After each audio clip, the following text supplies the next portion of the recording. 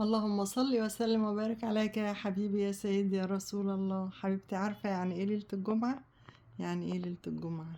يعني ليلة الخير، يعني ليلة البركة، يعني ليلة خير سيد الأنام صلى الله عليه وسلم. يعني خلصتي يومك، يعني الساعة دلوقتي داخلة على 12 بالتوقيت الجديد. يعني خلصتي أسرتك أكل وشرب وخرجتي ورجعتي. الحمد لله، ربنا جبر بخاطرك طول اليوم. وضبي غرفة المعيشة بتاعتك او وضبي الركن اللي انت بتحبي تقعدي فيه، وجعليها ليلة لخير الانام سيدنا محمد صلى الله عليه وسلم. اكسري عليه من الصلاة، وادعي لكل اخواتنا المستضعفين في الارض. اللهم اجبر بخاطرهم، اللهم يسر لهم امورهم، اللهم يعني ربنا ينجينا من كل شر ويرزقنا السعادة كلنا واحنا كلنا مطمنين على بعض.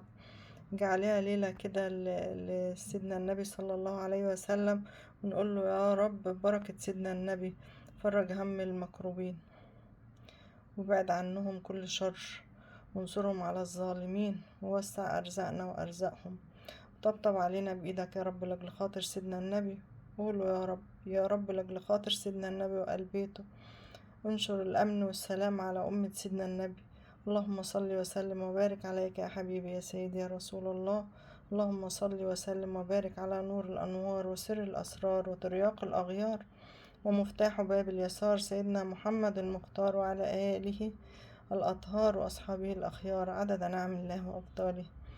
يا رب لأجل خاطر سيدنا النبي فرج همنا وكربنا، وابعد عننا الشر وانصرنا على أعدائنا يا رب العالمين. اكسري من الصلاة على النبي في الليل وفي النهار، وانت نايمة وانت قاعدة وانت ماشية وانت بتتكلمي وانت بتضحكي. خلي الصلاة على النبي في كل حياتك، وشوفي البركة اللي هتملى حياتك وقولي لي بعدها. الله يجعل أيامكم كلها يوم خير وسعادة وبركة، ويرزقنا ويرزقكم الصلاة على النبي في كل وقت وفي كل حين. اللهم صل وسلم وبارك عليك يا حبيبي يا سيدي رسول الله.